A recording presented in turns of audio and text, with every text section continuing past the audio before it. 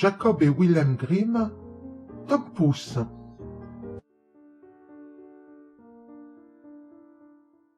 Un pauvre laboureur était assis au coin de son feu, pendant que sa femme filait à côté de lui.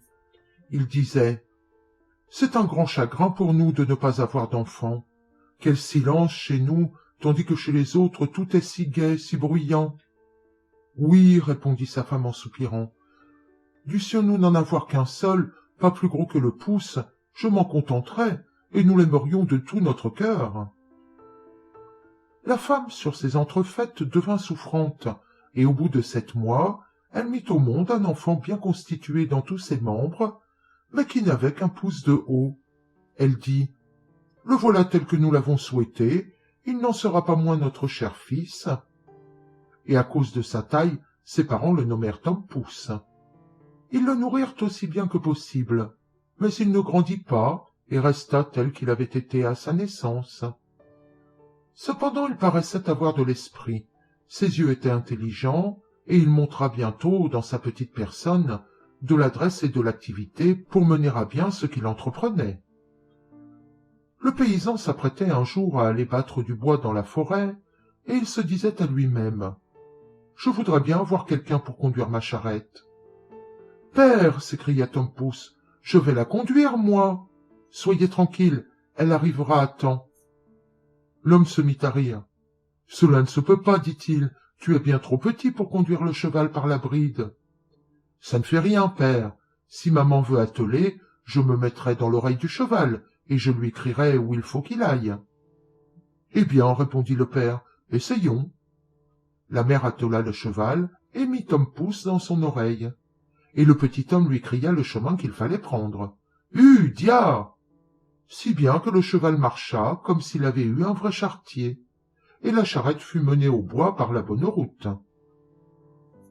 Pendant que l'équipage tournait au coin d'une haie et que le petit bonhomme criait « Dia, dia !» il passa par là 2 étrangers.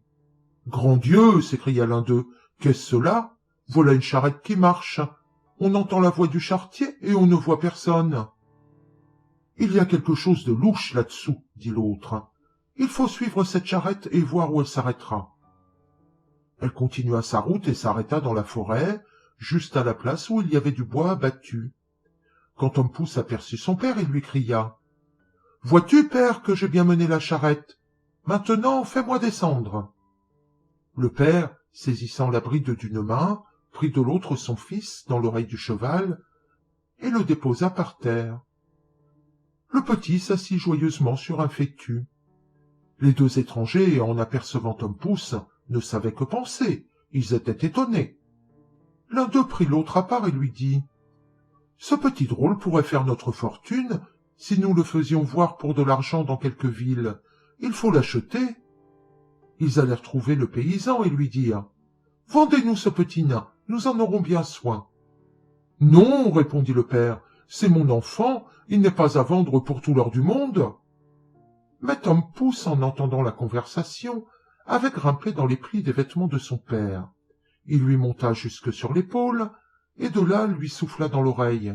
« Père, livrez-moi à ces gens-là, je serai bientôt de retour. » Son père le donna donc aux 2 hommes pour une belle pièce d'or.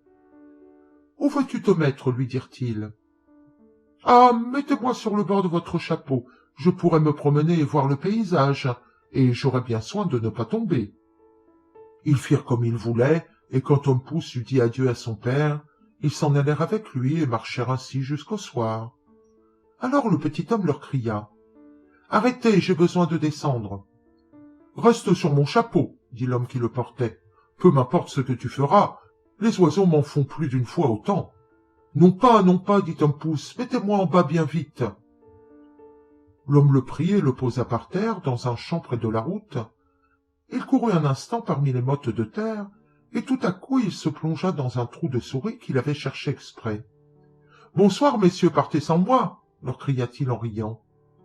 Ils voulurent le rattraper, en fourrageant le trou de souris avec des baguettes. Mais ce fut peine perdue. Tom s'enfonçait toujours plus avant, et, la nuit étant tout à fait venue, ils furent obligés de rentrer chez eux en colère et les mains vides. Quand ils furent loin, Tom Pouce sortit de son souterrain. Il craignait de se risquer de nuit en plein champ, car une jambe est bientôt cassée. Heureusement, il rencontra une coque vide de limaçon. « Dieu soit loué, dit-il, je passerai ma nuit en sûreté là-dedans. » Et il s'y établit. Comme il allait s'endormir, il entendit deux hommes qui passaient, et l'un disait à l'autre. « Comment nous y prendrions-nous pour voler à ce riche curé son or et son argent ?»« Je vous le dirai bien, leur cria Tom Pouce. « Qu'y a-t-il » s'écria un des voleurs effrayé. « J'ai entendu quelqu'un parler. » Il restait à écouter quand Tom leur criait de nouveau. « Prenez-moi avec vous, je vous aiderai. »« Où es-tu donc ?»« Par terre, du côté d'où vient la voix. » Les voleurs finirent par le trouver.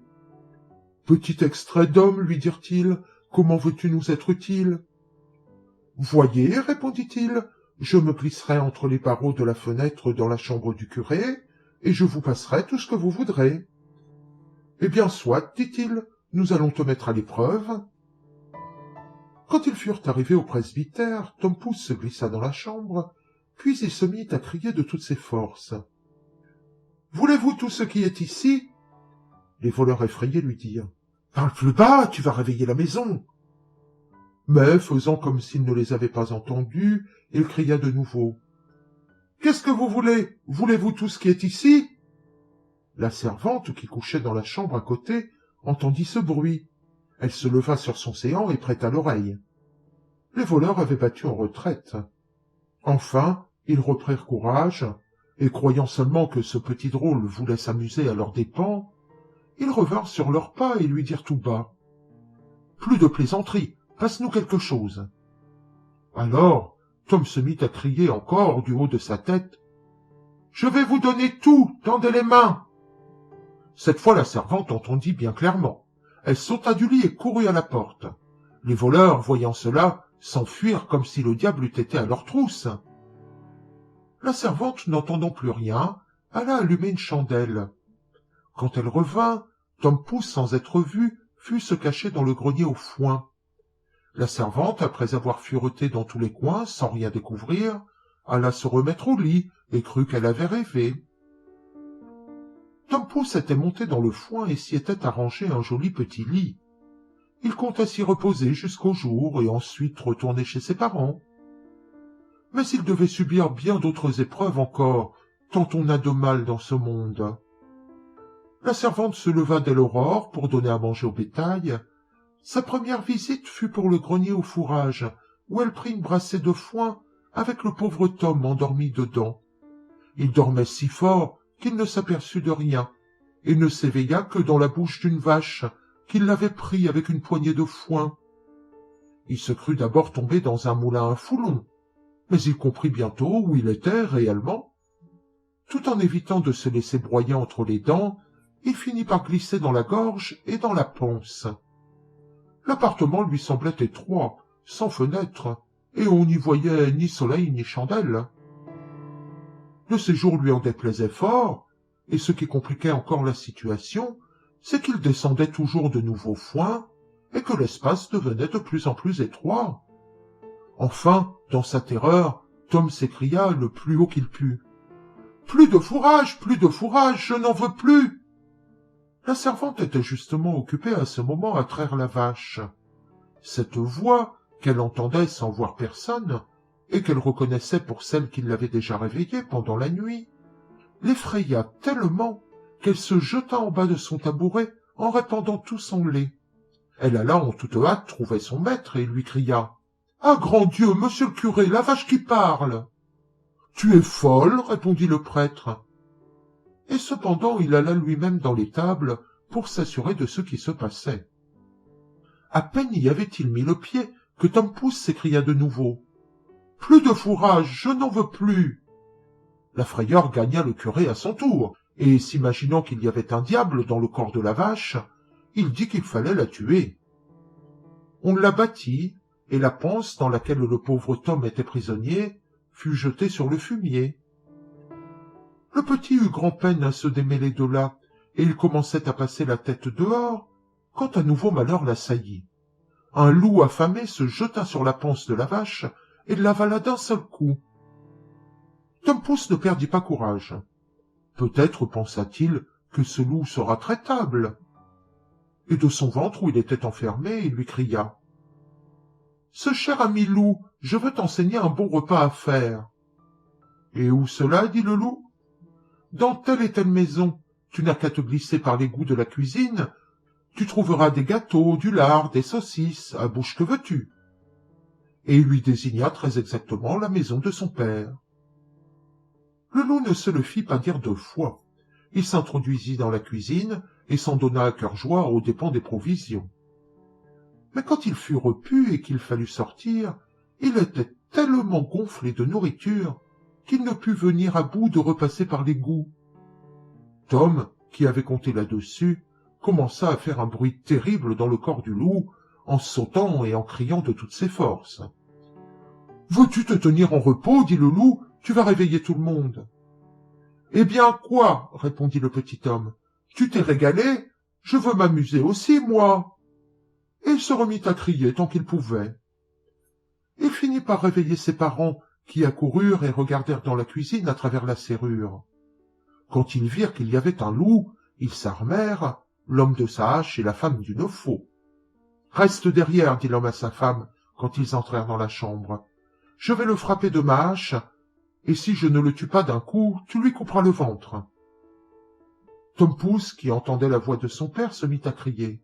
« C'est moi, cher père, je suis dans le ventre du loup. »« Dieu merci, dit le père plein de joie, notre cher enfant est retrouvé. » Et il ordonna à sa femme de mettre la faux de côté pour ne pas blesser leur fils.